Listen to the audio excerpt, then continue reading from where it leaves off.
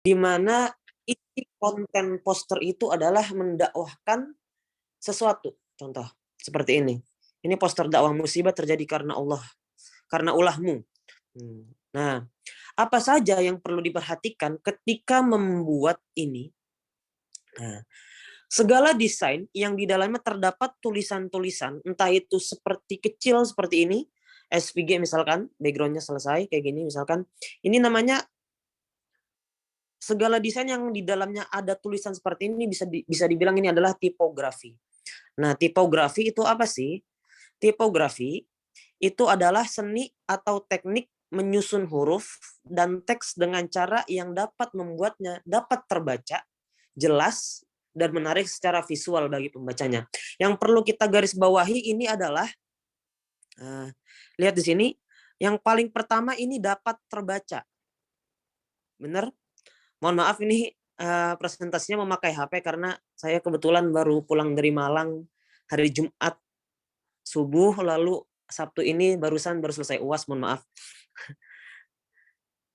Ini tipografi itu adalah seni atau teknik menyusun huruf dan teks. Jadi bisa kita bilang membuat desain seperti ini adalah sebuah seni. Seni dalam seni apa? Seni dalam menyusun teks atau huruf, disusun sedemikian rupa agar terlihat indah. Tujuannya yang pertama agar orang-orang mudah membaca pesan yang terkandung dalam desain itu. Nah, yang kedua, menarik secara visual bagi pembacanya. Mohon maaf, karena ini adalah sebuah poster. Kalau misalkan isinya itu hanya tulisan saja, background hitam, lalu tinggal ditulis aja misalkan. Isinya wa ma'asabukum min musibatin fabima kasabat aydikum wa ya'fu an katsir, misalkan hanya tulisan saja, itu memang untuk reminder kita memang bagus, tetapi kurang menarik secara visual. Maka dari itu, kita tambahkan seni tipografi di sini. Ini namanya seni tipografi nih. Menyusun teks. Agar pertama terlihat mudah dibaca, yang kedua menarik secara visual. Banyak lagi kita lihat di sini, ini juga tipografi dakwah contohnya. Nah, 10 hari lagi Idul Fitri sebentar lagi, sudahkah perbaiki amalanmu? Nah, gitu. Kalau desain seperti ini bisa dibilang desain dakwah, poster dakwah. Selanjutnya, kenapa sih menggunakan tipografi itu penting? Yang pertama adalah menarik audiens. Coba kita lihat poster sini, di sini posternya. Kita lihat. Nah, dengan kita lihat poster seperti ini, orang-orang pasti akan eye catching. Eye catching itu apa ya? Ketika ngelihat, wah, ini bagus nih. Visualnya bagus nih. Baca Bener gak? Ada, jujur, banyak orang juga, kan banyak tuh orang yang buat status WhatsApp atau Instagram, itu isinya tentang reminder quotes today gitu misalkan ya. Itu sebenarnya bagus, cuma kurang menarik secara visual. Bayangkan ketika misalkan Zakirullah buat WhatsApp, kan kalau status WhatsApp itu ketika belum kita lihat itu kan remang-remang ya, burem. Nah, kalau kayak gini kan udah kelihatan, ini apa nih, gambar apa nih, ketika dibuka, oh ternyata poster dakwah. Pertama, menarik secara visual, bener gak? Ini, menarik audiens, agar audiens itu tertarik untuk membaca pesan yang terkandung dalam poster itu. Itu alasan pentingnya tipografi. Ini kan menarik nih. Nah, itu. Lalu membuat teks yang ramah pembaca. Nah, kalau kita lihat desain ini, nah, kenapa sih tipografi itu membuat poster dakwah itu sebisa mungkin harus ramah harus ramah terhadap sang pembaca, karena keterbacaan konten juga tergantung pada bagaimana desainer melakukan penyelarasan dan penataan teks sehingga tujuan untuk mengarahkan pembaca pada informasi yang paling penting pun juga dapat tercapai. Kita lihat desain ini. Desain ini simple. Benar kan? Desain ini sangat simple, tetapi ketika orang melihat desain ini, orang-orang akan langsung tahu, oh ini poster dakwah, saya harus membacanya. Sudah pasti dikabulkan. Apa sih yang dikabulkan? Baru dibaca bawahnya. Setiap orang yang berdoa pasti dikabulkan. Hanya saja dengan berbagai macam bentuk sampai akhir gitu. Oke. Kalau misalkan teks ini nggak ramah, contoh kita buat teks yang tidak ramah, contoh ya. Teks yang tidak ramah mana ya? Misalkan teksnya tidak ramah, misalkan ini. Ini kan ramah ya. Ini Mumtaz Collaboration. Lalu font ini, jangan ini.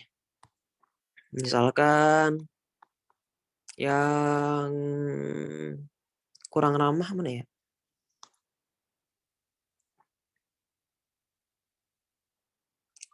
Yang ini misalkan, musibah. Nah, kalau misalkan fontnya terlalu besar seperti ini, lalu yang ini besar, segini, lalu font yang kecil ini kecil segini, ditaruh di sini. Lalu ini kita terlalu ke atas, misalkan gini. Kita bawa ke atas. Yang ini kecil, segini. Ini kan nggak ramah pembaca. Nggak desain ini nggak ramah kepada sang pembaca. Maka orang-orang ini apa sih desainnya kurang menarik, kurang bagus visualnya. Nggak jadi baca Bener nggak? Maka dari itu komposisi tipografi itu penting. Gitu. Selanjutnya adalah menetapkan hierarki. Dengan memanfaatkan berbagai ukuran dan jenis font sebagai graphic designer, kamu dapat menarik perhatian pengunjung ke informasi yang paling penting terdahulu. Misalnya dengan menggunakan berbagai font, judul, subjudul, maupun badan teks. Dengan begitu pembaca pun dapat menemukan informasi itu aja dengan melihat sekilas. Karena kita belajar buat poster dakwah yang dimana poster itu akan dibaca oleh orang-orang, maka kita perlu dong yang namanya hierarki. Kita perlu judul poster, setelah itu isi posternya itu bagaimana. Lalu ketika kita sudah tahu isi posternya itu, ini quotes ini diambil dari siapa, betul tidak? Betul banget, karena dakwah itu harus mencantumkan sumber itu dari mana. Misalkan ini ada sumbernya, di sini ada judul. Kalau kalian lihat Muhammad Al-Fatih, lalu di sini ada quotes, lalu di sini ada sumber. Di sini ada sumber. Nah, maksud hierarki itu apa sih? Kalau kalian dengar kata hierarki, yang akan terbayang di otak kita itu semua, itu ada segitiga. Segitiga yang dimana segitiga ini terbagi menjadi 3. Segitiga pertama yang paling atas itu ketua, yang bawahnya lagi misalkan manajer, yang paling atas CEO, bawahnya lagi manajer, bawahnya lagi anggota. Itu hierarki. Kalau enggak gini dah, kita ambil kayak rantai makanan. Rantai makanan paling atas manusia, bawahnya lagi sapi, bawahnya lagi rumput. Berarti yang paling berkuasa ini manusia, bener gak? Baru sapi, baru rumput. Nah, maksud hierarki dalam tipografi itu apa sih? Ketika orang melihat sebuah desain, orang-orang akan tertuju kepada yang paling atas. Yang paling atas itu adalah judul pertama. Judul. Bawahnya judul itu baru isi quotes. Bawahnya isi quotes itu baru sumber. Nah, apabila desainer telah berhasil menciptakan hierarki dalam tipografi ini, insya Allah 50% dalam desain dia, insya Allah 50% dalam desainnya dia itu akan berhasil. Kenapa? Karena ketika orang melihat posternya dia, orang akan tertuju kepada judul pertama kali. Jujur, ketika kalian lihat poster ini, pasti kalian eye catching sama judulnya, bener gak? Muhammad Al-Fatih, Ottoman 1453. Itu pertama. Setelah kalian membaca judul, pasti kalian akan berpikir, Muhammad Al-Fatih itu siapa lagi? Barulah baca quotes-nya. Yang ini, penaklukan Konstantinopel pada 1453 yang mengakhiri riwayat. Sampai akhir, lalu ini dia ngambil perkataan ini, quotes ini dari mana sih? Barulah dibaca sumbernya. Wikipedia, Wiki Mehmet 2 gitu. Oke, itu namanya hierarki tipografi. Jadi ketika orang melihat orang akan melihat rantai yang paling atas dulu, itu adalah judul. Lalu bawahnya adalah quotes. Lalu bawahnya lagi baru sumber. Lalu yang harus ada dalam poster dakwah itu apa sih? Bukan poster dakwah aja ya, tetapi semua poster. Nah, ada banyak jenis tipografi atau poster dakwah yang dapat mewakili suasana dan efek yang berbeda melalui sebuah desain. Sebabnya audiens kemudian dapat memahami desain dengan menangkap pesannya. Maksudnya apa? Maksudnya ini adalah nuansa posternya. Kalau kita lihat di sini. Nah, dengan melihat poster ini kan poster dakwah yang dimana isinya itu pesan tentang musibah. Musibah itu identik dengan ketakutan, rasa cemas, panik, dan lain-lain. Bener gak? Ada nggak sih musibah yang senang-senang? Nggak ada. Nggak ada kan? Nah, musibah itu identik dengan rasa panik, takut, cemas, pokoknya dan lain-lain. Nah, maka dari itu sang desainer juga harus menyesuaikan nuansa poster dengan isi quotes. Misalkan gini, kalau kalian lihat ini poster ini identik dengan keadaan mencekam, bener gak? Orang melihat tajam kayak gitu, terus ada bercak-bercak darah, terus ada musibah. Apakah kalian tahu musibah terbesar bagi manusia? Kan dari sini sudah kelihatan. Oh, nuansa poster ini mencekam. Peringatan tentang musibah. Gitu. Warna fontnya merah. Musibahnya. Lalu di sini baru ada quotes. Nah, ini kan nuansanya jadi serem kan? Orang-orang akan tahu, oh musibah itu serem ternyata. Nah, coba bayangkan, yang tadi kan di sini ya, musibah. Sekarang kita buat poster seperti itu, tetapi nuansanya nggak serem. Ini bercak darahnya kita kasih warna pink misalkan. Pinky boy. Nah, musibahnya ini kita kasih warna kuning. Gitu. Kira-kira nuansa seremnya masuk nggak? Nggak masuk kan nuansa seremnya kan. Nah, maka dari itu sang desainer juga harus pandai-pandai memberikan nuansa pada poster itu. Nah, kalau kayak gini misalkan, contoh ada poster yang nuansanya tentang cinta misalkan, ini Edbar Ruang Edit Jilid 7 ini. Edbarin. Ini kan kelihatan bener gak? Kayak romantis gitu, elegan. Di sini poster ini menunjukkan, oh cinta itu elegan ternyata di Endless Love. Lalu di sini ada poster lagi. Mana ya? Tentang buka puasa bersama. Mana lagi nih? Stay healthy dude misalkan ini nih. Ini aja deh. Nih buka puasa bersama. Ini kan poster backgroundnya warna biru ya kan ya.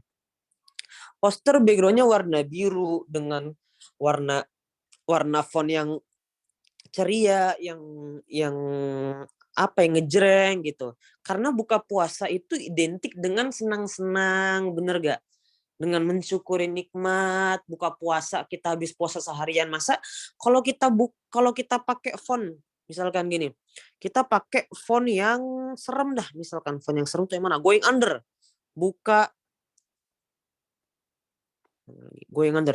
Buka bersama regional Jabodetabek. Kira-kira masuk gak? Ini mau ngajak tawuran apa mau ngajak bukber? Bener gak? Ini mau ngajak perang di Land of Dawn atau mau ngajak bukber? Kan kurang masuk. Maka dari itu nuansa dalam poster itu penting. Contoh ini senja yang semaunya saja.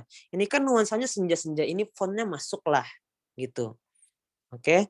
Kalau misalkan ini font, misalkan ini backgroundnya adalah senja. Tapi isi quotes-nya itu tentang bintang kecil di langit yang hitam misalkan. Kira-kira masuk gak? Kan gak masuk. Kan gak masuk. Nuansanya juga gak bakal dapet. Kok backgroundnya senja tetapi quotes-nya bintang kecil di langit yang hitam, kan gak masuk. Nah, oke. Sampai sini paham? Iya.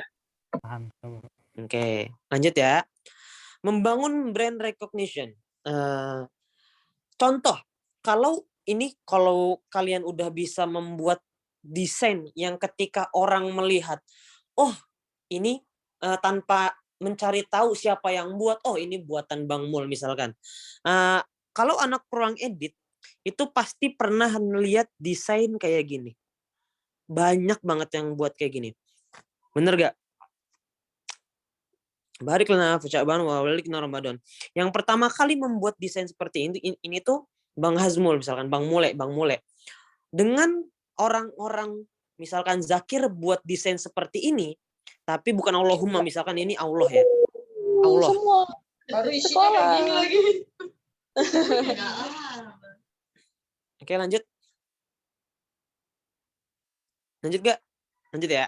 Oke, lanjut. Lanjut gak? Nah, dengan misalkan ini yang membuat desain seperti ini booming itu yang pertama kali jujur itu aneh nafsi di ruang edit itu yang pertama kali buat desain ini booming tuh aneh yang buat.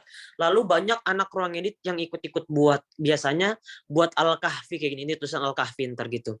Nah, ketika orang-orang banyak mengikuti ya, istilahnya banyak KW-nya lah gitu. Nah, orang-orang akan tahu, oh ini poster buatan ala-ala Bang Mule. Bener gak? Bener. Dengan itu orang akan tahu, oh ini buatan Bang Hazmul. Orang akan tahu, akan recognize. Contoh misalkan lagi Coca-Cola. Tanpa kita jauh-jauh ngelihat dekat, misalkan kita beli Coca-Cola nih. Ya, kita udah tahu Coca-Cola dengan warna dan bentuk logo Coca-Cola itu, bener gak? Bener kan?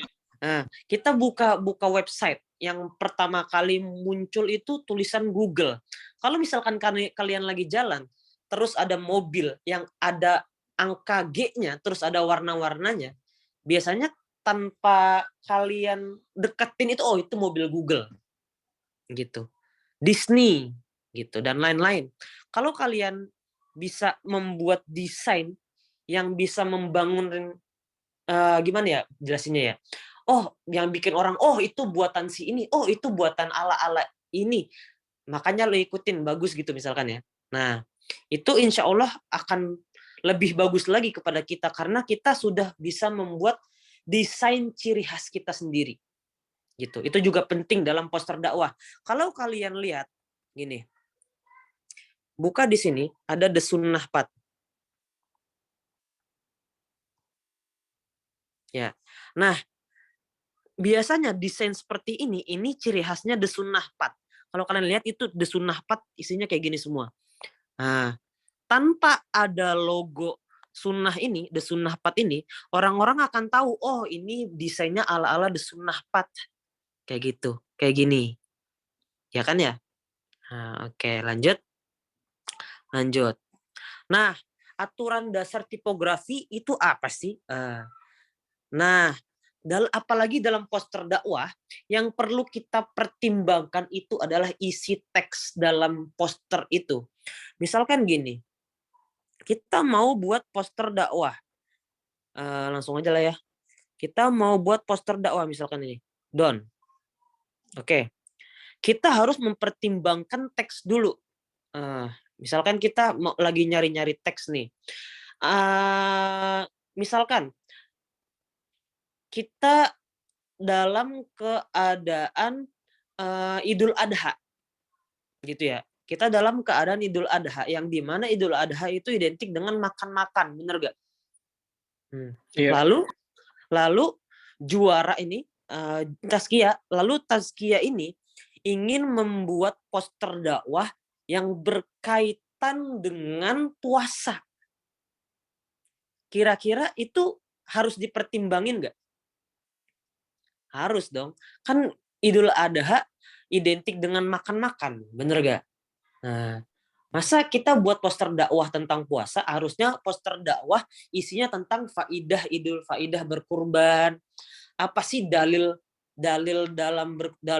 berkurban tuh apa saja?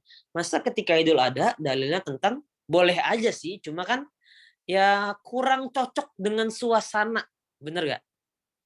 Kayak gitu. Oke, lanjut. Itu pertama, pertimbangkan teks. Yang kedua, tunjukkan hierarki. Nah, kalau kita lihat desain ini ketika orang melihat desain ini, orang-orang akan tertuju pertama ke yang pertama kali adalah judul. Habis itu baru quotes. Habis itu baru sumber. Benar? Benar. Oke, lanjut. Ini jangan lupa, hierarki ini penting.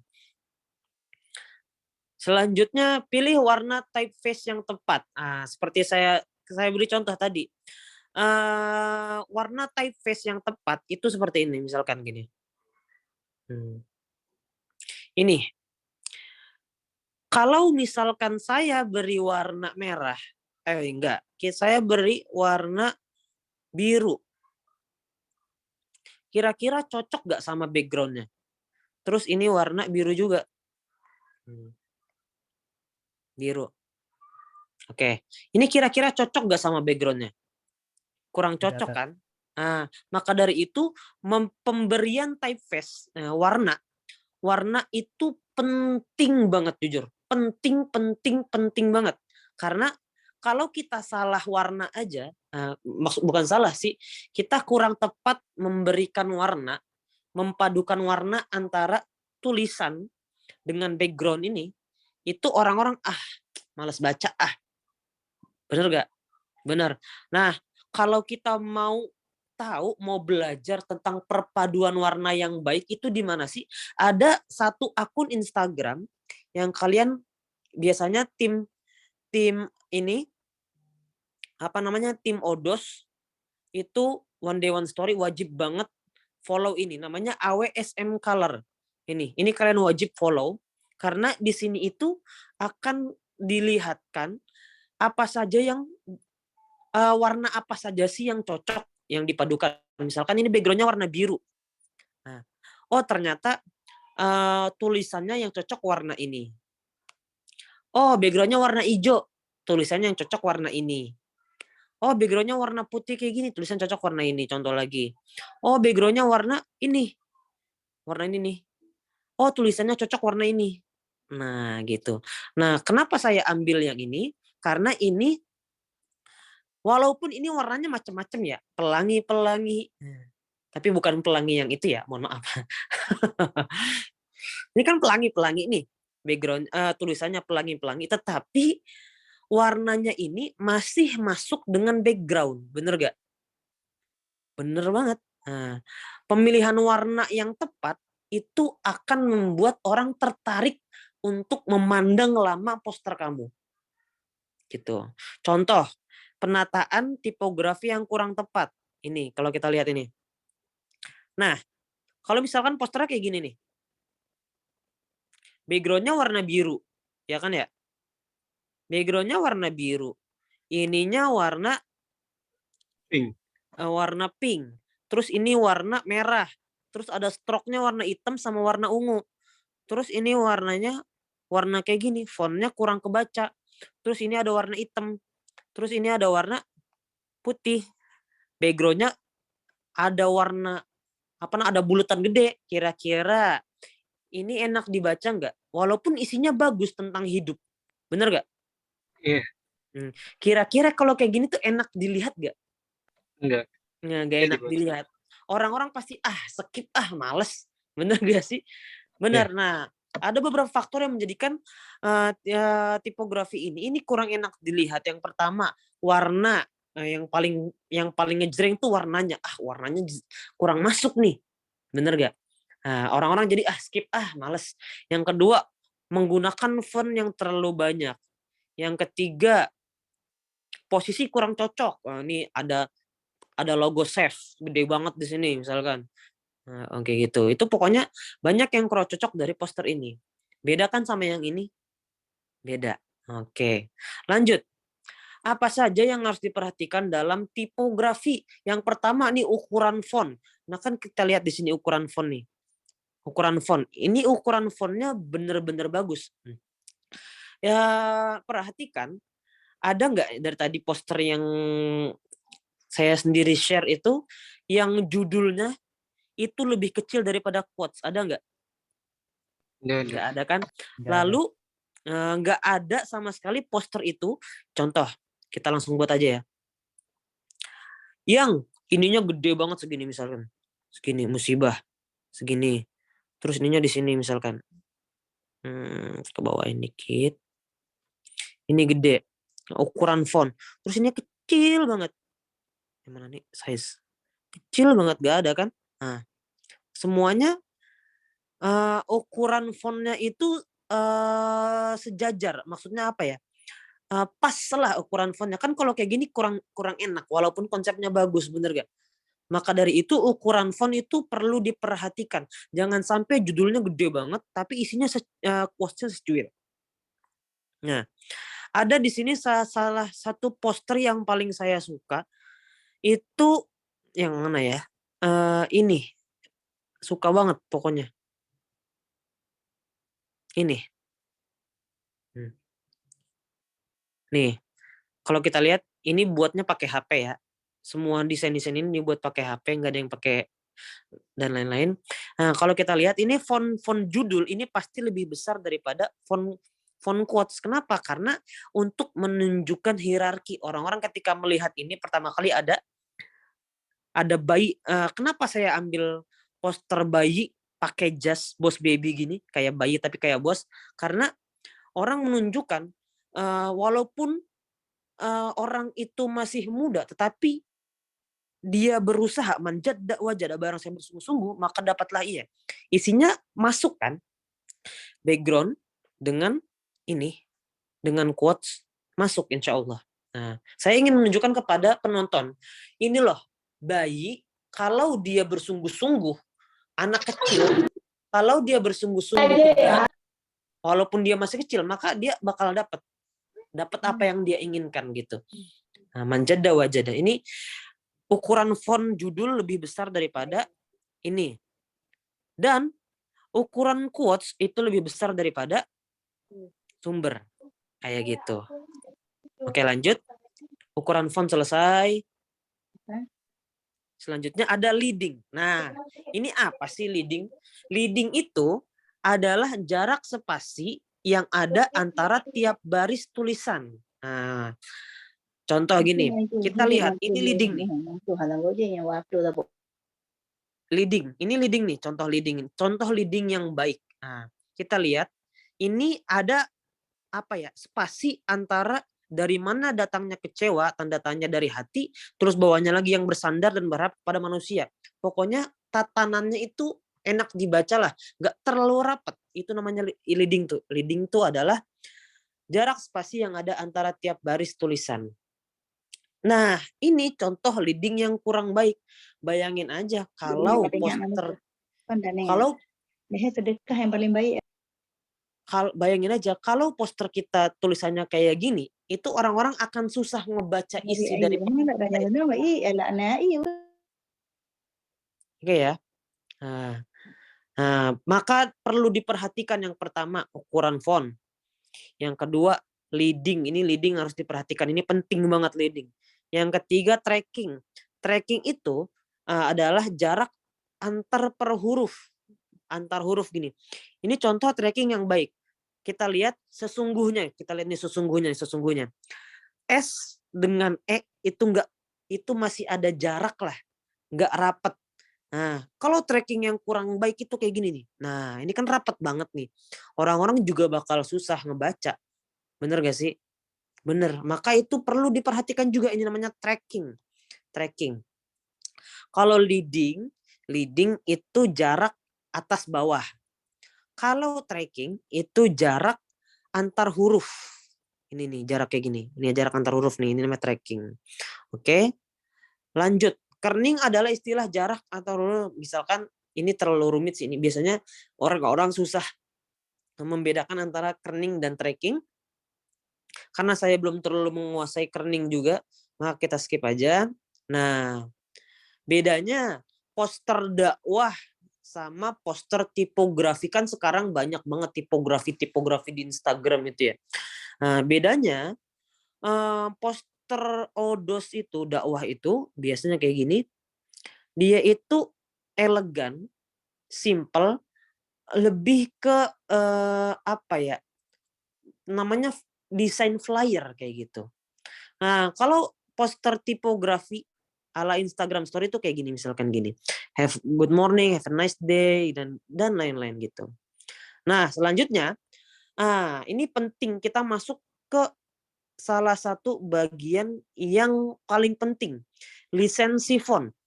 Misalkan gini, saya punya brand, misalkan Tazkia nih, Tazkia punya brand ya, yang dimana brand, misalkan Tazkia punya brand kemeja,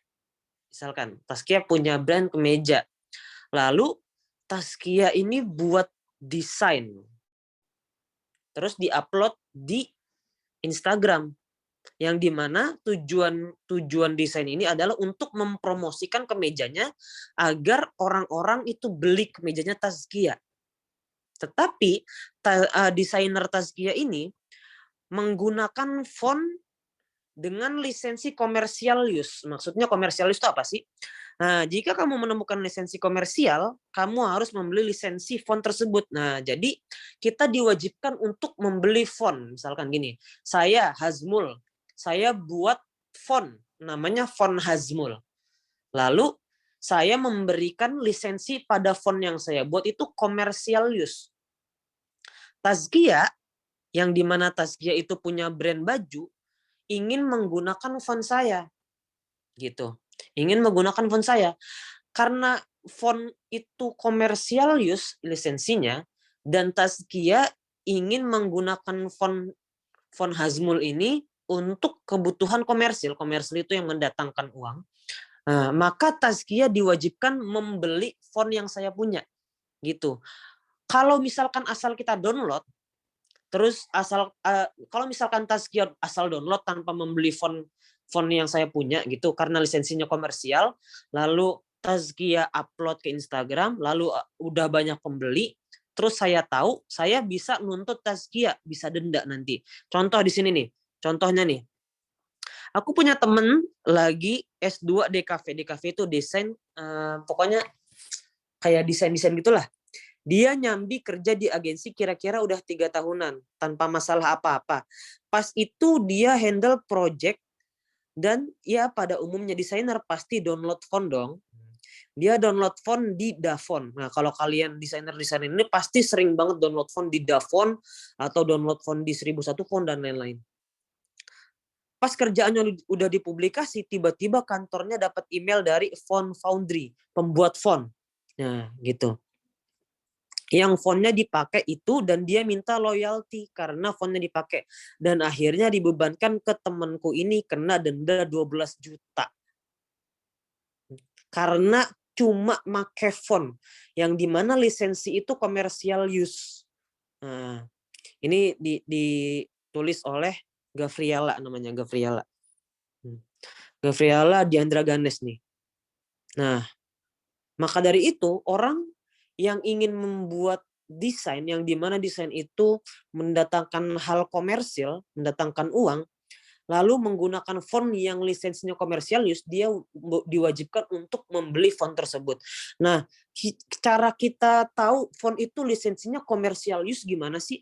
Kalau kalian pergi ke Dafont atau 1001 font, ini saya ambil contoh di 1001 font. Ini ada gambar dolar, ya kan ya? Ini ada gambar dolar. Berarti font ini lisensinya komersial use. Kita boleh pakai font ini untuk kebutuhan komersil asalkan kita beli font ini. Gitu. Itu baru boleh kita pakai kebutuhan komersil.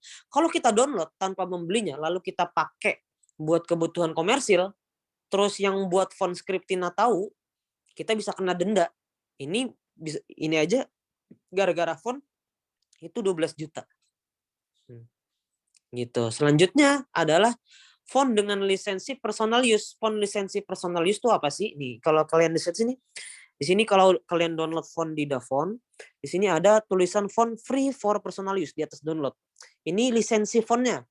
Nah, free for personal use itu kamu ingin menggunakan font ini untuk komersial, kamu harus membeli font ini. Jika tidak, kamu akan dihubungi pembuat font untuk diminta. Nah, kalau kalian pengen pakai font ini yang lisensinya personal use, tapi kalian pakai untuk kebutuhan komersil, maka kalian wajib beli dulu font itu karena desain kamu nanti itu untuk mendatangkan uang. Tetapi kalau kalian pakai untuk kebutuhan personal, mau buat caption di foto,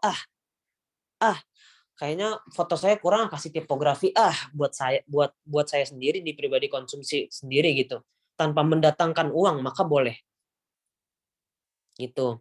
Lalu font yang lisensinya 100% free. Nah, biasanya itu Montserrat, Poppins, Helvetica, biasanya font-font yang sudah tersedia di aplikasi-aplikasi itu biasanya 100% free. Nah, kalau font yang 100% free itu kalian download terus kalian pakai buat kebutuhan komersil lah, kalian pakai untuk kebutuhan personal use lah, mau kalian pakai buat di brand kalian, mau kalian pakai buat desain-desain kalian, desain dakwah kalian, itu terserah. Karena lisensinya 100% free, boleh untuk segala macam. Lalu font donationware. Donationware itu adalah kalian diwajibkan mendonasikan tergantung pencipta font berapa minimal donasi untuk mendapatkan font tersebut. Gitu. Biasanya di sini ada tulisan di donationware 8 font files. Kalau kita pakai untuk kebutuhan komersil, kita harus mendonasikan tergantung pembuat font ini minimal berapa.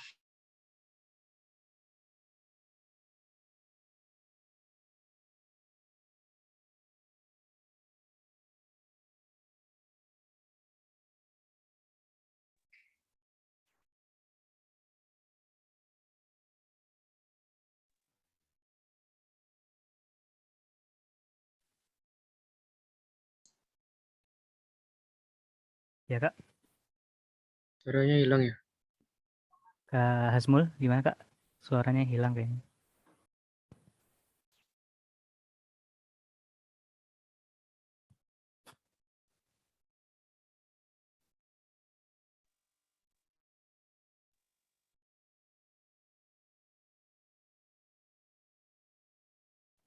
Sepertinya Kak Azmul terkendala sinyal.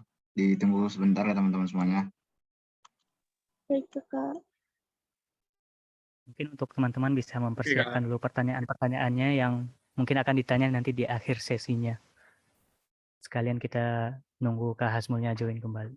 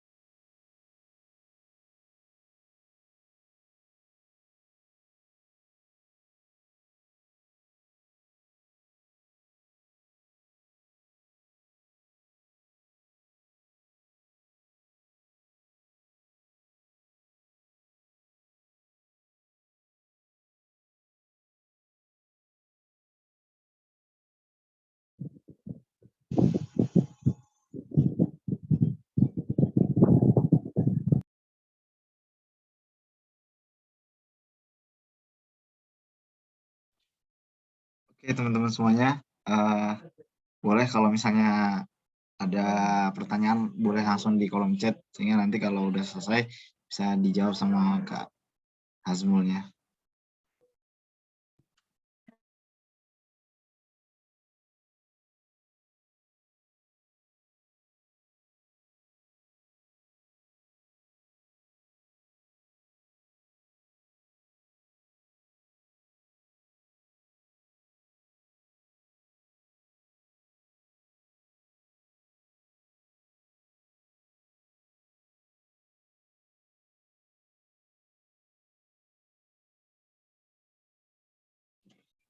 Tes. Oke, sepertinya Kak Hazmul sedang dihubungi oleh Kak Zakir. Oh ya teman-teman, aku mengingatkan sebelumnya perkenalkan nama aku Haidar. Oh ya, nanti di akhir sesi bakal ada pertanyaan terbaik dan sekaligus ada challenge. Aku ingetin dulu biar nanti teman-teman nggak hilang gitu kan. Nah ya, ada challenge buat bikin poster yang unik lah gitu ibaratnya. Hasil belajar dari malam ini, bebas posternya, poster dakwah. Nanti tag Taskia Juara, terus tag Kak Azmul Farizi gitu. sama mungkin tag tag juga ruang edit gitu. Nah, nanti 2 poster terbaik bakal dapat hadiah kayak gitu, dan pengumpulannya maksimal malam inilah ya. Jadi buat challenge banget kan malam ini. Jadi teman-teman malam ini maksimal 2359. Jangan lupa di tag ya di story yang tadi aku sebutin. Taski Juara, terus Kak Azmul dan Ruang Edit. Nanti pengumumannya bakal diumumin secepatnya kayak gitu. Jadi pengumpulannya terakhir 28 malam ini ya berarti. Oke. Jadi semangat teman-teman buat memperhatikan gitu.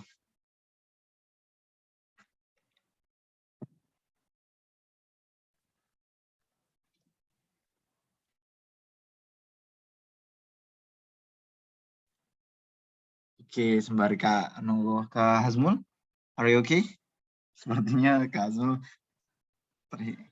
terhalang sinyalnya ya. Oke teman-teman, aku coba ini ya, ambil alih dulu. Teman-teman di sini ada yang pernah belajar sebelumnya tentang tipografi ataupun hal-hal yang berkaitan dengan desain gitu? Kayak semacam tadi kan Kak Hazmul menjelaskan bahwa kayak lisensi dan sebagainya kayak gitu. Teman-teman ada yang udah pernah dapat materinya atau mungkin sebelumnya pernah join di berbagai tempat yang ada kaitannya sama itu, sehingga teman-teman udah tahu nih hal-hal apa aja sih yang harus diperhatikan kayak gitu. Nah, ini sepertinya Kak Azmul udah join nih. Halo Kak Azmul. Tes. Nah, ini Cek. Cek. Oke Kak. Aman. Oke. Sebentar aku jadiin co-host dulu ya Kak. Oke. Kok tiba-tiba keluar ya? Sepertinya kayaknya sinyalnya deh Kak. Ya. Gak apa-apa Kak. Tapi tadi ada suaranya nggak? Ada, terakhir tuh pas Kakak ngejelasin lisensi itu. Langsung tek hilang. Oh gitu. Ya. Coba di share lagi aja Kak. Udah aku jadiin co-host. Mangga Kak. Oke. Bentar, saya screen lagi ya. Oke Kak, siap. Mungkin pemaparan materinya 15 menit lagi ya Kak. Oke, Terus ini nanti udah dilanjut mau dengan sesi-nya. udah mau masuk step terakhir. Oke Kak. Oke. Tadi white space ada nggak? White space udah belum? Belum Kak. Belum Kak. Oh, jadi tadi lisensi tuh udah ini ya? Oh, Nah, enggak, sampai Kak. yang serif tadi Kak. Yang itu Kak, yang tadi terakhir tuh yang udah masalah apa sih yang kayak Nah, ya jenis-jenis ini. Oh, Nah, ini iya, jenis-jenis font. Ini Ya. jenis-jenis jenis-jenis font ini kalian bisa cari aja di Google, itu banyak jenis-jenis font. Ini ada sans serif. Sans serif itu yang nggak ada kaki-kakinya. Kayak Calibri, gini nih. Yang ada kaki-kakinya ini sans serif. Nah, kalau yang ada kaki-kakinya itu serif. Serif seperti ini. Gitu. Nah, ada lagi font slab. Font slab itu biasanya ada bagian badan fontnya itu tebel-tebel. Ini kayak gini nih. Slab. Ini tebel. Ada yang tebel, ada yang tipis gitu. Nah, sampai akhir font script itu yang bentuknya kayak gini. Terus font komik-komik biasanya dipakai di komik-komik gitu.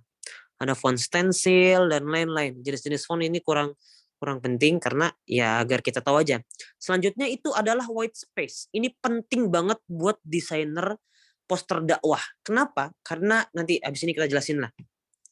Penting bagi para desainer grafis untuk menerapkan white space sebagai ruang untuk bernafas antara visual dan teks. Nah, buat yang belum tahu, white space merupakan wadah kosong yang menjadi jarak antara unsur-unsur di dalam layout desain. Contoh gini, ini saya kasih desain saya yang mengandung banyak white space. Ini tipografi, karena ini tulisan. Tipografi. Ini ruang kosong ini kan kosong ngeblank ya, istilahnya blank gitulah. Ruang kosong ini namanya white space. Tujuan dari white space itu adalah agar orang-orang itu nggak sumpek melihat desain kita. Kalau kita lihat tadi desain yang kayak gini tadi, mana? Ini, mana ya? Nih, ini kan sumpek kelihatannya ya. Cek, Iya, ada suaranya? iya Kak. Nah, ini kan kelihatan sumpek. Nah, dengan adanya white space ini white space, ruang kosong antara tipografi dengan background. Ini ruang kosong namanya white space. Ini tujuannya adalah pertama.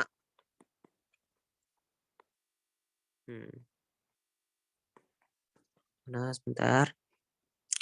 Komposisi layout tampak seimbang. Kalau yang tadi kan kita lihat desain rame. Komposisinya jadi nggak seimbang kan, udah fontnya bermacam-macam, habis itu warna fontnya kurang jelas gitu ya kan, warna fontnya campur aduk gitu misalkan. Nah itu kurang baik. White space desain menjadi lebih elegan. Yang kedua, elegan bener gak? Kelihatan kan desainnya elegan kan? Nah, contoh lagi desain yang elegan mana ya? Ini desain lebih elegan kelihatannya karena ada banyak white space-nya. Lalu desain yang elegan mana lagi? Ini white space, ini ruang kosong untuk tidak dituliskan tipografi di sini, ruang kosong. Nah, ini white space nih namanya, agar tulisan tampak elegan. Gitu. Selanjutnya adalah cara menerapkan cara menerapkan white space. Kalau misalkan kita mau buat poster yang dimana isi quotes-nya itu tentang bermusyawarah. Misalkan kita ambil foto ini. Misalkan ini foto orang bermusyawarah ya misalkan. Dalilnya untuk bermusyawarah adalah wa amruhum syura bainahum. Bener gak? Nah, bermusyawarah. Kan kalau desainnya ramai kayak gini ya, kita bingung ini mau ditaruh tulisan tentang musyawarah di mana. Gitu ya. Kalau misalkan kita tulis kayak gini, misalkan ini crowded nih. Kalau enggak misalkan ini musyawarah tulisannya. Lihat di sini ya. Ini kan tulisannya jadi nggak jelas. Bener gak sih? Nah, Iya. Benar.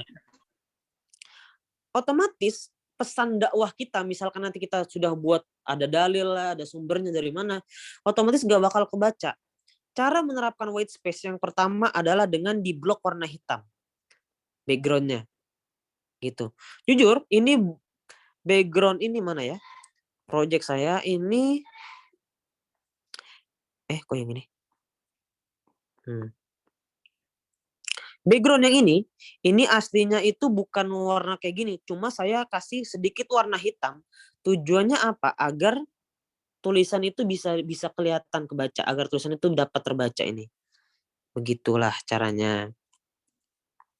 Yang kedua, dengan cara di blur. Di blur. Kayak gini. Baru bisa kebaca. Yang terakhir adalah macam-macam desain. Ada streetwear design. Kalau kalian lihat ada poster-poster kayak gini adalah streetwear design biasanya. Streetwear design kayak gini. Nah, ini bisa juga dijadiin dijadiin poster untuk dakwah. Bisa nggak? Bisa banget. Contoh ini. Nah, ini garis waktu. Pelajari sebelum berasumsi, dengarkan sebelum dan lain-lain. Ini namanya streetwear design. Ada streetwear design, ada yang kayak gini namanya ala-ala UI atau UX design. Ini kayak gini, kayak aplikasi-aplikasi gitu, user interface namanya. User interface design. Ini namanya, tapi user interface design itu adalah desain yang bisa diaplikasikan. Kalau misalkan cuma bentuk foto doang, itu namanya ala-ala UI design gitu. Ada lagi ada movie posters design kayak gini, movie posters design dan lain-lain sebagainya. Oke, ini adalah poster dakwah design gitu. Oke. Mungkin ini saja materinya yang dapat saya sampaikan. Astaghfirukum min jami'il khoto. Apabila ada pertanyaan, setelah ini acara saya serahkan kepada pembawa acara. Terima kasih. Baik, terima kasih banyak kami ucapkan kepada Kak Hazmul Farisi atas pemaparan materinya. Masya Allah banget nih teman-teman materinya pada hari ini. Ada tadi kita belajar tentang alasan kenapa harus desain tipografi sih. Terus aturan-aturan apa aja yang ada saat kita membuat tipografi. Nah, mungkin bagi teman-teman yang ada bingung nih atau mungkin punya pertanyaan ketika pemaparan materi tadi, boleh banget nih langsung bertanya di kolom komentar atau kolom chat, yaitu dengan format nama _ pertanyaannya, atau jika ingin bertanya langsung bisa langsung raise hand-nya. Baik Kak, ini kita yang ada yang raise hand dulu nih Kak, dari Fahmi Zaidan. Boleh kepada Kak Fahmi, silakan pertanyaannya. Oke, baik Mas Allah. Assalamualaikum warahmatullahi wabarakatuh. Terima kasih Waalaikumsalam. banyak sebelumnya kepada Bapak Moderator yang telah mempersilahkan saya untuk bertanya. Bismillah, izin bertanya Kak Hazmul. Sebelumnya terima kasih banyak atas ilmu-ilmunya Kak. Sebetulnya ada 2 pertanyaan di sini. Yang pertama, seperti yang Kakak yang paparkan tadi, bahwasannya ada kalau kita menggunakan font tuh kadang ada font-font yang harus bayar, terus kalau kita kena apa tuh namanya? Kalau kita sembarangan pakai tuh ada dendanya ya Kak ya? Iya. Ya iya itu. Nah, apakah ada website-website tertentu Kak yang kita tuh harus ekstra gitu Kak, hati-hati dalam mendownload fontnya? Kan kalau saya tuh biasa pakai websitenya tuh biasanya Davon. Nah, apakah ada website-website tertentu yang kita tuh harus ekstra lebih hati-hati lagi untuk kita tidak melanggar pelanggaran? Nah, itu untuk pertanyaan pertama. Nah, untuk pertanyaan kedua, nah ketika kita ingin membuat suatu tulisan di tipografi Kak, kan ada pastinya saatnya kita tuh stuck mikirin apa sih ide-ide yang harus dituangkan di dalam suatu poster ataupun karya tipografi kita. Nah, Kakak sendiri apakah ketika membuat tuh Kakak tuh harus mikir dulu ataupun setiap hari Kakak mempunyai ide dan terus Kakak tulis di manapun itu dan ide tersebut nantinya akan direalisasikan di kemudian hari.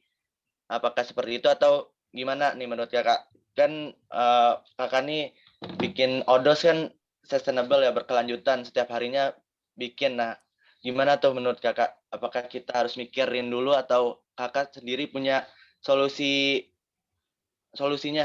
Mungkin itu 2 pertanyaan dari saya. Sebelumnya terima kasih banyak. Wassalamualaikum warahmatullahi wabarakatuh. Waalaikumsalam warahmatullahi wabarakatuh. Mungkin bisa langsung dijawab Kak Hazmul. Boleh. Masya Allah ini pertanyaannya bagus banget. Untuk pertanyaan pertama itu adalah tentang apakah ada website yang apa tadi agar kita tahu font itu font donationware atau apa gitu ya kan ya, maksudnya gitu ya kan ya, biar kita nggak sembarangan download font ya kan. Ya betul Kak. Betul.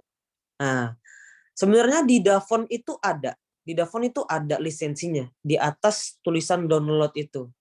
Nah, cuma kalau jujur saya juga pernah bekerja jadi sebagai content creator pada sebuah perusahaan. Salah satu hal terberat bagi para desainer, apalagi desainer yang mendatangkan komersil, itu mencari font yang lisensinya 100% free dan itu bagus, cocok untuk desain kita.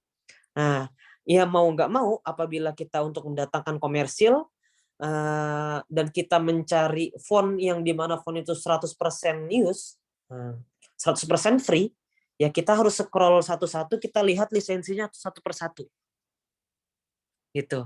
Di Davon ada lisensinya, ada banyak lisensinya. Lalu di 1001 font juga ada lisensinya yang tadi seperti yang saya bilang itu ya.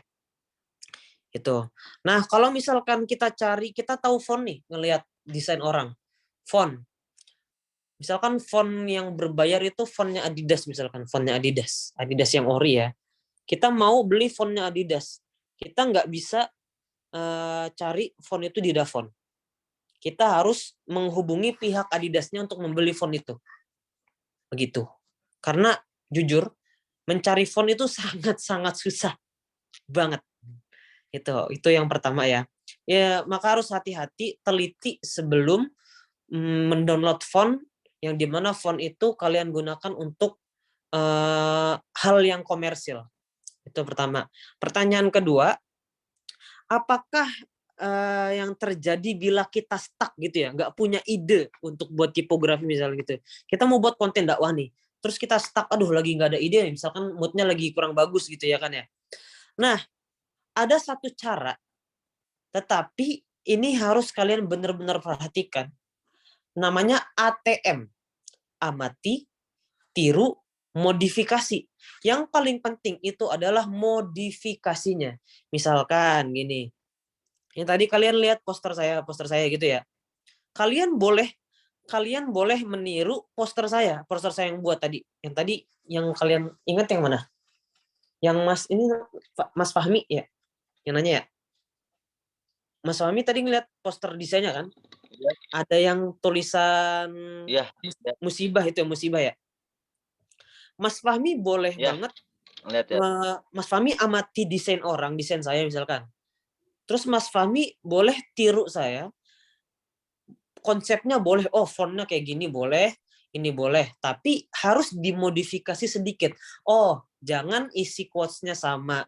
Isi quotes-nya berbeda gitu. Background juga berbeda, tapi konsepnya sama. Itu nggak apa-apa, amati, tiru, modifikasi. Yang tidak boleh misalkan di ruang edit itu sudah ada namanya one day one story, yang dimana setiap one day one story itu ada watermark, bener gak? Watermark, namanya kayak logo one day one story. Yang tidak boleh itu Mas Fahmi lagi nggak bisa buat desain, terus Mas Fahmi ambil poster saya, watermark saya, Mas Fahmi hapus, terus Mas Fahmi ganti posternya itu dengan watermark Mas Fahmi yang tadinya sebelumnya ada tulisan Hazmul, lalu Mas Fahmi ganti jadi Fahmi gitu. Itu yang nggak boleh. Gitu. Kalau misalkan lagi stuck, kalian bisa cari di Pinterest. Pinterest, misalkan kalian mau buat poster desain, cari aja desain dakwah gitu. Desain poster dakwah di Pinterest. Cari aja poster desain dakwah. Pasti nanti bakal keluar. Gitu. Caranya begitu. Oke, sudah paham Mas Fahmi? Sudah Kak, Masya Allah. Terima kasih banyak Kak. Jazakallah khair. Baik Kak, mungkin lanjut ke pertanyaan selanjutnya nih. Ya, ada yang raise hand dari Muhammad Yusuf Al-Qardawi. Kepada Kak Yusuf, dipersilahkan Kak. Assalamualaikum warahmatullahi wabarakatuh. Waalaikumsalam warahmatullahi wabarakatuh. Perkenalkan, nama saya Yusuf. Ada yang mau saya tanyakan, tadi kan di bagian tipografi ada yang namanya hierarki dalam tipografi kan, yang dimana judul paling atas, isi di bawahnya, dan bawahnya lagi sumber. Tapi saya lihat di beberapa poster ada yang tidak memakai konsep hierarki itu. Seperti yang pas pertama kali saya bingung itu pas di poster Manjada Wajada. Dan biasanya yang jadi judulnya itu kan yang fontnya ukurannya besar. Nah, di poster Manjada yang Wajada tadi yang ada foto bos baby-nya itu kan, itu yang paling besarnya itu kan yang di bawah. Sedangkan mungkin yang agak kecilnya itu di bawah. Itu apakah hierarki dalam tipografi itu hanya berlaku di beberapa jenis poster atau gimana Kak? Sebenarnya bukan hierarki dalam tipografi, itu bukan berarti maksud saya judul itu paling atas, lalu quotes itu bawahnya lagi, terus sumbernya paling bawah. Itu bukan tatanan fontnya, berarti judul itu harus ditaruh desain paling atas. Misalkan ini background dia, misalkan ini foto saya mau buat tipografi, yang dimana misalkan contohnya tulisannya Hazmul Jakarta, isinya gimana ya? Ini di sana, ini atas nih. Judulnya harus saya taruh atas sini. Lalu quotes-nya tuh di sini. Itu maksudnya bukan seperti itu. Hierarki tipografi itu maksudnya adalah ketika gini loh. rantai makanan, kita contoh rantai makanan. Rantai makanan puncak tertinggi itu adalah manusia, benar gak sih? Bawahnya manusia kita ambil sapi. Sapi ini rantai makanan urutan kedua. Lalu bawahnya itu rumput urutan ketiga. Nah, berarti orang-orang akan ketika melihat rantai makanan biasanya akan langsung tertuju kepada yang paling besar. Itu adalah manusia. Nah, maksud saya hierarki dalam tipografi itu adalah ketika orang melihat sebuah desain, orang pertama kali tertuju kepada judulnya itu. Nah, walaupun judulnya itu taruh di bawah, walaupun judulnya itu taruh di atas, di samping kanan, di samping kiri, tetapi ketika orang melihat poster itu, orang akan langsung tertuju pertama kali matanya itu tertuju ke judul. Nah, lalu setelah itu baru tertuju kepada isi judul, isi quotes. Setelah isi quotes baru ke sumber, begitu maksudnya. Walaupun ditaruh, bukan berarti judul itu harus ditaruh di tempat atas sini, terus quotes-nya di sini. Itu bukan seperti itu maksudnya. Maksudnya itu hierarki itu ya seperti itu. Menunjukkan yang paling berkuasa yang pertama itu adalah judul, baru isi quotes, begitu, Wakhi. Kak, apa nih? Terus kalau misalnya biasanya kan kalau apa ya? Kayak saya jadi ingat kalau misalnya situ ada beberapa postingan yang saya lihat itu dia pakai backgroundnya itu hanya apa ya?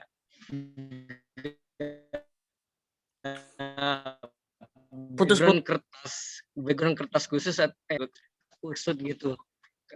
Tapi kata-kata sama backgroundnya itu walaupun tidak pakai tipografi yang bagus, hanya hanya kertas kusut, tapi itu masih bisa kelihatan wow. Itu tergantung situasi atau kayak gimana, Pak? Itu tergantung desainernya sih. Pokoknya pertama kali ketika orang membuat desain itu pertama kali gak mungkin langsung bagus, pasti failnya, pasti ada gagalnya. Karena dalam desain itu jujur, ketika kita buat desain itu experience is the best teacher. Pengalaman adalah guru terbaik, bener. Jam terbang itu menentukan desain grafis kamu bagus apa enggak. Begitu. Nggak mungkin langsung bagus, pasti harus coba-coba dulu. Gitu. Sabar aja dulu pertama, lihat orang, coba-coba evaluasi, minta dikritik, saran dong, cara buat post kurangnya apa, kayak gitu. Oke, lanjut. Kalau misalnya nih Kak, ketika kita masih masa percobaan itu kan, kita masih menggunakan pola bikin poster yang sama misalnya dengan pakai font yang sama, terus hanya background sama isinya aja yang dirubah, itu nggak apa-apa tuh.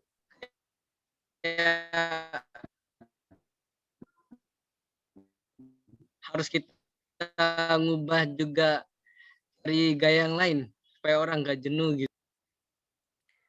Itu terserah kita ya. Terserah kita gimana, terserah desainer maunya bagaimana konsepnya. Tapi alangkah baiknya desainnya berubah-ubah agar orang-orang tidak jenuh. Oke gitu. Lanjut moderator ya. Kita lanjutkan ke pertanyaan yang ada di kolom chat nih Kak. Ada Kak. 2 pertanyaan terakhir nih Kak.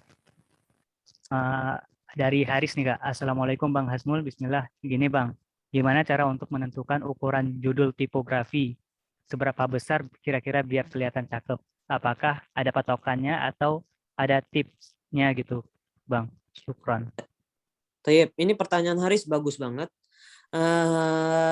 Gimana caranya untuk menentukan ukuran judul tipografi? Seberapa besar kira-kira biar kelihatan cakep? Nah, ini tergantung situasi background yang kita pakai. Dan tergantung font yang kita pakai. Karena setiap font itu beda font, beda ukuran. Itu istilah gampangnya, setiap manusia itu punya ukuran sepatu yang beda-beda. Karena ukuran kakinya beda. Walaupun kita sama-sama orang Indonesia, tapi ukuran kakinya beda-beda kan. Nah, begitu. Begitu juga dengan font. Dia beda jenis, dia beda font, itu ukurannya juga berbeda. Tetapi walaupun kita punya seabrek-abrek font, banyak banget font, biasanya yang akan kita pakai itu adalah font Helvetica, Montserrat, Poppins, bebas. Benar? Benar sekali, karena itu font sejuta umat. Wajib punya gitu. Apalagi anak RE, anak ruang edit, wajib punya Montserrat, Poppins, Helvetica. Wajib punya. Nah, biasanya kalau saya sendiri pakai, tergantung banyak quotes-nya. Gitu ya. Kalau quotes-nya banyak, ukuran fontnya otomatis harus dikecilin. Gitu. Nah, judul juga begitu. Judul juga menyesuaikan kondisi background. Begitu. Oke. Pertanyaan dari Haris. Sudah. Oke Kak, kita lanjut nih. Ada pertanyaan dari Agam Muhammad Nabil. Terima kasih Bang pengetahuannya. Bang Hazmul mau tanya dong, gimana cara temukan inspirasi style sendiri agar orang sadar buatan kita. Nya gimana Bang? Jujur. Sama mau ini masih ada satu lagi Bang. Dua pertanyaan dia. Sama mau tips gimana sih bisa kombinasiin beberapa font jadi bagus. Caranya begini. Pertama agar orang-orang tahu kalau itu tuh buatan kita gitu ya kan. Oh itu ala-ala kita gitu misalkan. Itu nggak bisa instan. Itu harus kita harus explore, kita harus sering-sering mengotak-ngatik desain kita. Yang tadi saya bilang experience is the best teacher. Pengalaman adalah guru terbaik. Gitu.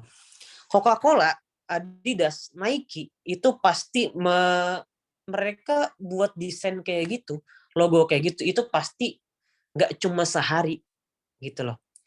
Mereka pasti ngotak-ngatik desain mereka. Gitu juga dengan saya buat desain kayak gitu tuh misalkan yang Allahumma tadi ya, Allahumma barik lana fi Rajab wa Sya'ban wa baligna Ramadan itu jujur saya sendiri itu ngotak-ngatiknya lama. Gitu. Saya otak-atik kira-kira bagus gak. Akhirnya ketika sudah saya otak-atik, kayaknya belum pernah ada dah orang buat desain kayak gini. Lalu saya post lah. Nah, gitu. Emang susah sih buat desain yang orang-orang ketika ngelihat itu, oh ini karya buatan ala-ala dia. Itu emang susah banget. Butuh experience. Butuh pengalaman. Lalu, tips gimana sih Om bisa kombinasiin beberapa font jadi bagus? Tipsnya kalian coba-coba font. Gitu. Misalkan kalian sudah buat judul nih, Terus kalian pengen buat subjudul. Kan ada judul, ada subjudul biasanya ya kan ya. Kayak tadi yang musibah. Musibah kan yang paling intinya tuh judulnya tuh musibah. Ada subjudulnya. Apakah kalian tahu musibah terbesar bagi manusia begitu ya kan ya? Itu namanya subjudulnya. Nah, itu kalian harus explore font. Kalian harus coba satu-satu, kira-kira bagus gak ya kalau font itu dipadukan dengan font ini, kira-kira bagus atau tidak. Seperti itu. Oke. Kak, mungkin pertanyaan terakhir ini Kak dari Saputra. Afwan Kak, izin bertanya, sekarang ini kan banyak sekali nih software yang menyajikan fitur desain grafis yang simpel dan mudah seperti Canva dan lain-lain. Menurut Kakak, lebih bagus kita bikin desain otomatis menggunakan software seperti Canva atau pakai software manual seperti Photoshop, Kak? Nah, izin menjawab, sebenarnya Canva itu nggak otomatis. Cuma Canva itu menyediakan template. Nah, yang dimana template itu udah apa ya namanya ya, bisa kita edit lah gitu. Nah, bisa juga Canva itu manual, dari kertas kosong warna putih kita edit itu sendiri bisa sebenarnya. Nah, tergantung bagaimana. Kalau misalkan jujur, saya sebenarnya punya Photoshop. Saya bisa pakai Photoshop, saya bisa pakai Corel Draw, saya bisa pakai ini macam-macam lah software yang ada di laptop. Tetapi kenapa saya untuk bikin poster dakwah, poster-poster tipografi begitu menggunakan HP karena fleksibel gitu. Kalau untuk menggunakan software yang ada di HP itu fleksibel, kita bisa dimanapun, kan zaman sekarang kan HP kita bawa kemana aja ya kan ya, gitu. HP kita bawa kemana aja itu fleksibel, bisa di mana aja kita ngedit. Cuma untuk Photoshop itu lebih bagus lagi, cuma kurangnya dia nggak fleksibel, begitu. Tergantung kalian maunya bagaimana. Kalau kalian emang jago di Photoshop, kalian edit di Photoshop boleh banget gitu. Bukan berarti kita nggak boleh ngedit di Photoshop ya gitu. Kita udah jago nih ngedit di HP, kita nggak boleh ngedit di Photoshop, enggak. Karena ada waktunya.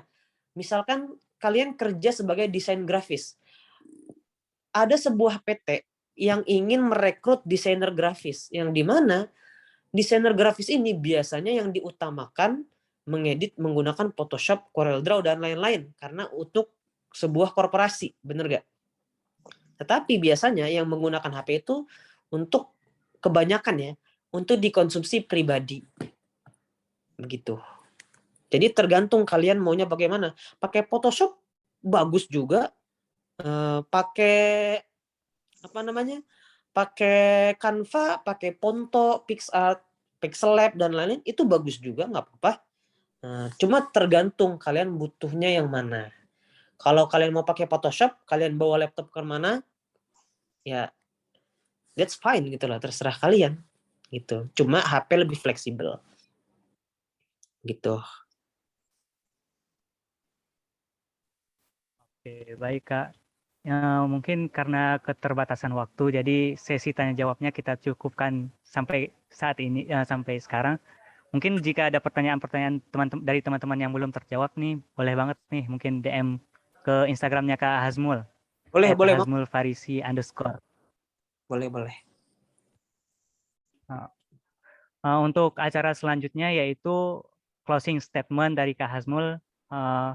Mungkin Kak Hazmul bisa menyampaikan closing statement-nya untuk kami kita semua sekitar 5 menit ya Kak. Boleh Kak, kepada Kak Hazmul kami silahkan untuk closing statement-nya. Sip. Untuk kita semua terima kasih karena sudah mau meluangkan waktunya sedikit. Terima kasih sudah mau menyimak hamba yang kurang ini. Di sini kita sama-sama belajar. Dalam sebuah desain itu, kalau kita ingin belajar, jangan pernah insecure dengan desain orang. Gitu. Males ngelihat desain orang bagus, jangan. Coba aja dulu. Mulai aja dulu. Gitu. Jangan pernah insecure dengan desain orang. Yang penting kita mulai dulu. Kalian pasti pernah dengar ini dari Devry. Berkaryalah sampai kalian menemukan penikmat karyamu. Gitu. Karena di dunia ini tidak ada yang instan, apalagi kita belajar desain poster-poster gitu yang dimana itu harus lebih teliti.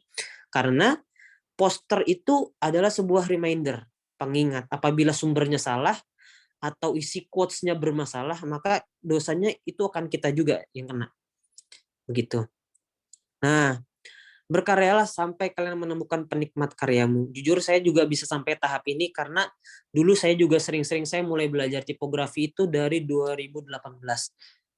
Begitu. Semangat terus pokoknya, jangan pernah lelah, jangan pernah insecure dengan karya orang yang bagus. Mereka bisa bagus seperti itu, pasti mereka punya jam terbang.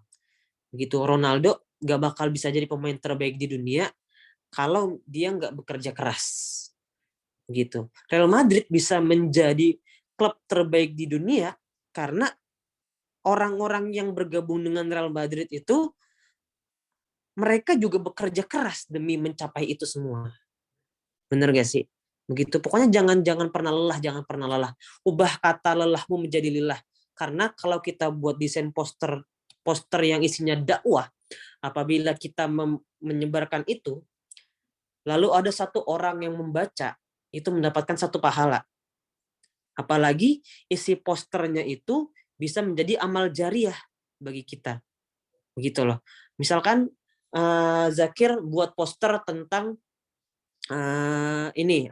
tentang amal jariah, tentang mengajar gitu. Terus ada orang awam membaca posternya Zakir. Lalu orang awam ini menerapkan isi poster Zakir. Lalu diterapkan lagi ke anaknya dia nerapkan ke cucunya dia terapkan ke cucu insya Allah itu dapat pahalanya mengalir banget begitu. Oke, itu saja mungkin yang bisa saya sampaikan. Saya juga mohon maaf apabila banyak perkataan saya yang salah, apabila banyak belibet-libet perkataan saya.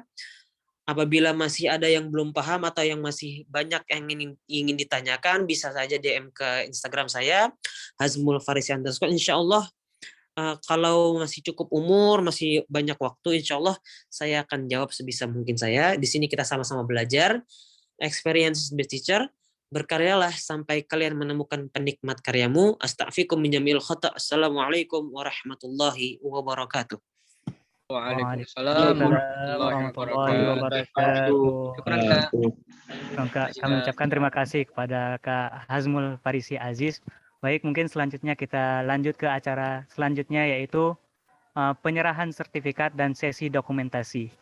Mungkin akan diambil alih oleh Kak Abdullah Haidar. Dan selanjutnya mungkin kepada teman-teman diharapkan jangan keluar dulu, mungkin ada pengumuman dari CEO-nya Tazkiyah Juara, yaitu Kak Abdullah Haidar. Kepada Kak Abdullah Haidar, dipersilakan, Kak. Khalifah, oke, thank you Zakir. Khalifah silahkan. Nah, oke. Oh ya, kita foto dulu ya. Nah ini terima kasih buat Kak Hazmul Farisi. Salam kenal. Kak, ini mungkin sedikit dari kami, yaitu ya sertifikat buat apresiasi kakak udah meluangkan waktunya untuk memberikan ilmu yang bermanfaat, insya Allah, amin. Boleh Kak kita foto bersama dulu sama sertifikatnya? Izin saya spotlight terlebih dahulu. Oke. 1, 2, 3. Oke, thank you so much Kak. Oke, next. Oke, next Khalifah buat. Nah, ini buat Zakir. Nah, sebentar aku spotlight Zakir terlebih dahulu. Oke, sekaligus sama Kak Hazmul juga. Oke, ini buat Zakir, terima kasih udah memandu acara ini dengan baik. Semoga bermanfaat pengalamannya. Loh, kok hilang? Khalifah, sebentar ya. Maklum nih, kalau online tuh seperti ini. Kendala sinyal dan sebagainya. Oke, sebentar. Oke, 1, 2, 3. Oke, thank you. Sekarang boleh teman-teman semuanya buka kameranya jika berkenan. Kita foto bersama pemateri dan bersama semuanya. Khalifah boleh di stop share screen-nya. Thank you. Oke, sebentar. Oke, Khalifah stop screen dulu. Bingung nih kayaknya. Khalifah.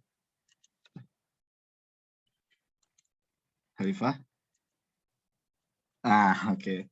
Sip. Oke, teman-teman semuanya boleh banget buka kameranya on cam terlebih dahulu. Oke. Oke, ini slide 1 ya. Ini ada 3 slide. Oke. Tahan senyumnya, asik. Tahan. Walaupun udah malam banget nih, tahan dulu ya. Oke, 1, 2, 3, cheese. Oke, next slide. Slide 2, 1, 2, 3, cheese. Oke, slide akhir. 1, 2, 3, cheese. Oke. Slide pertama kayaknya banyak nih, boleh ganti gaya dulu. 1, 2, 3. Oke. Terima kasih. Sedikit pengumuman sekaligus. Pertama-tama terima kasih buat Mas Hazmul Farisi atas penyampaiannya yang sangat luar biasa, dan teman-teman mungkin banyak banget nih dari ruang edit. Terima kasih banyak. Mudah-mudahan kita bisa menjalin kolaborasinya ke depannya lebih baik sehingga kita bisa bisa bermanfaat buat orang banyak, karena Tazkiyah Juara juga sedikit. Tazkiyah Juara itu suatu community yang memang fokusnya untuk peningkatan soft skill sama hard skill. Jadi kita tahu bahwa di kampus nggak semuanya soft skill sama hard skill-nya dilatih. Mudah-mudahan di sini kita bisa dapat pelatihan-pelatihan banyak bermanfaat kayak gitu. Dan terakhir, jangan lupa ikutin challenge-nya, yaitu challenge-nya udah aku share di grup sama share di sini. Nanti jangan lupa tag ke IG-nya Hazmul dan Tazkiyah Juara dan sebagainya. Nanti bakal dipilih. Nanti Kak, mohon izin Kakak boleh memberikan satu pertanyaan terbaik, nanti chat aja ke Kak Zakir biar dapat door prize. Dan juga mohon izin Kak, nanti Kakak boleh nilai poster terbaiknya, nanti bakal di-upload dan nanti di tag Kakak juga. Nanti Kakak bisa nilai dan kita bisa saling nilai sehingga nanti objektif gitu Kak. Jadi nanti 2 peserta terbaik bisa kita umumkan kayak gitu, dan sekaligus pertanyaan terbaik bakal kita umumin.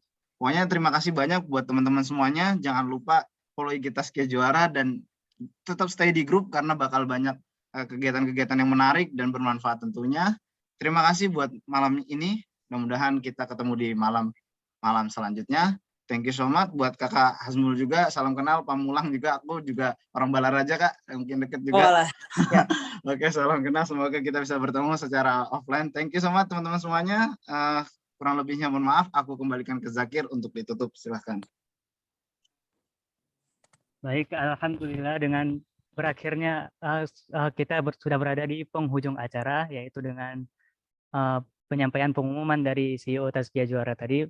Diingatkan lagi nih kepada teman-teman, jangan lupa untuk ikutan challenge-nya dan diupload ke IG-nya masing-masing, dan jangan lupa di tag Tazkiyah Juara dan IG-nya Kak Hazmul Farisi Aziz. Nah, semoga dengan materi yang disampaikan Kak Hazmul tadi bisa bermanfaat untuk kita semua dan bisa jadi amal jariah untuk kita semua. Dengan mungkin kita membuat desain-desain poster dakwahnya nanti, mungkin itu bisa menjadi salah satu amal jariah kita semua.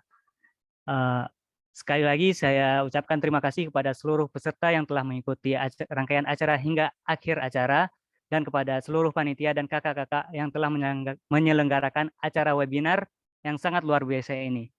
Dan sebelum kita tutup, saya mewakili seluruh panitia yang bertugas memohon maaf apabila ada kesalahan dan baik dari kesalahan kata maupun lainnya. Marilah sama-sama kita tutup acara kali ini dengan membaca istighfar 3 kali. Astagfirullahaladzim, astagfirullahaladzim, astagfirullahaladzim. Dan kita sempurnakan dengan doa kafaratul majelis. Subhanakallahumma wa bihamdika asyhadu an la ilaha illa anta astaghfiruka wa atubu ilaik. Sekian acara kali ini. Wabillahi taufik wa hidayah. Wassalamualaikum warahmatullahi wabarakatuh. Waalaikumsalam warahmatullahi wabarakatuh. Terima kasih Kak Hazmul. Kalau boleh ini banyak yang minta materi. Nanti mungkin kalau ada kesempatan waktu boleh di copy aja nanti biar saya yang bikin slide-nya. Ntar kasih ke Kak Zakir aja. Thank you Kak. Mudah-mudahan sehat selalu, salam kenal, dan mudah-mudahan kita bisa bertemu secara langsung. Oke. Waalaikumsalam. Assalamualaikum.